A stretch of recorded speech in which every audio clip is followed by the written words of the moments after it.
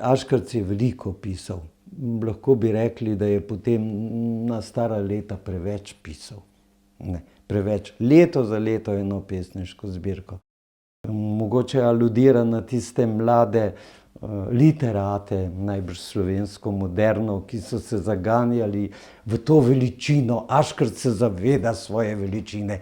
On je kot smreka, ki črpa iz korenin, ki s svojimi iglicami črpa tudi moč iz sonca. On je velik, težko se zruši, ampak ti drvarji so neusmiljeni, ta mlad drvar.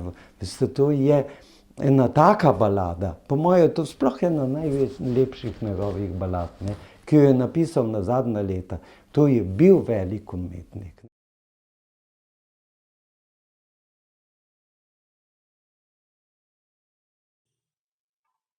Pristopil k smreki je drvar, pa seka deblo. Udar na udar. Po tihem gozdu se razlega od udarov jek. V srce ti sega. Sekira ostra se iskri na soncu, kadar zasadi se v sočno deblo. Stoče smreka in joče, ko drvarjo seka.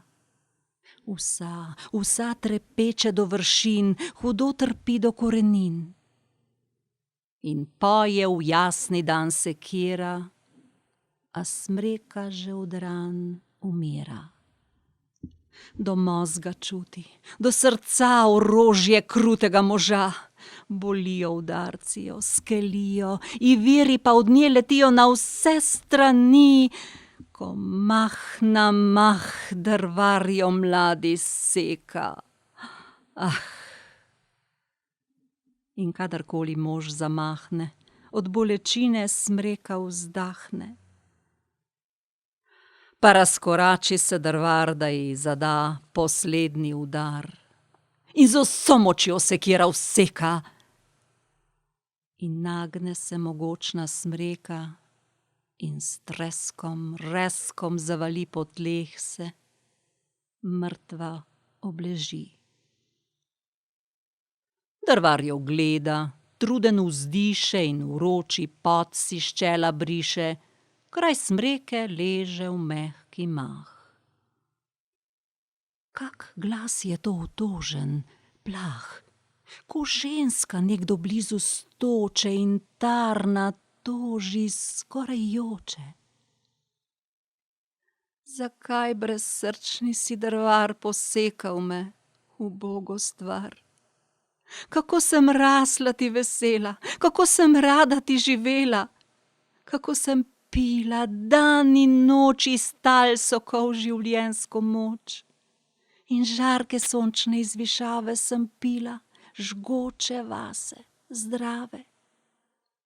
Živela srečna sem, a zdaj zdravstvujte zemlja, sonce, gaj. Sedaj sem mrtva, mrtva, mrtva, sekire sem morilne žrtva. Pa kaj, brezčutni ti drvar, smrt žalostna je moja mar.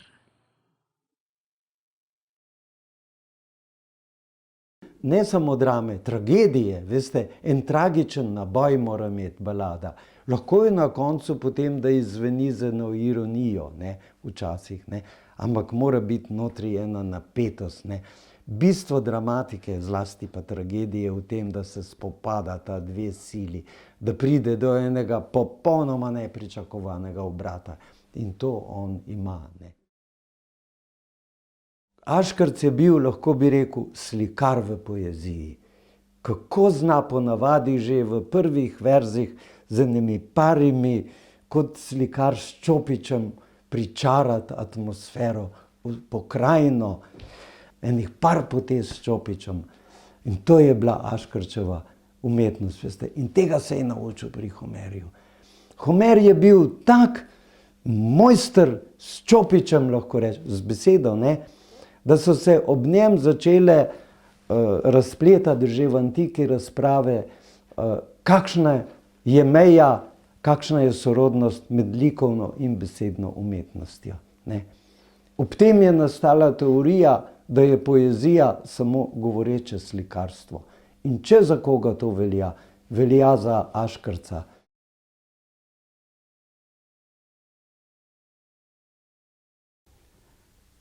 Med skalami Sava šumi, valove mogočne vali. V naročja jih Dunav utira.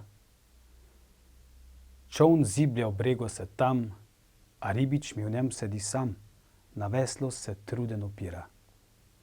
Hoj, starec, kaj veslo zdaj v dlan in hitro na drugo tam stran, če šumno prepeli na Savo.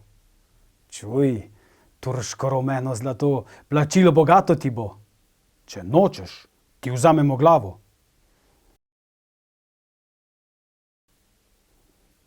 Ne maram za vaše zlato.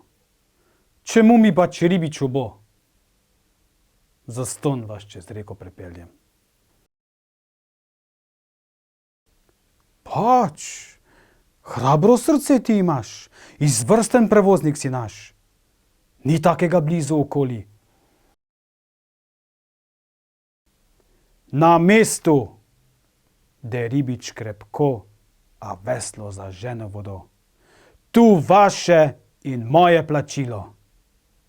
Bezđavar!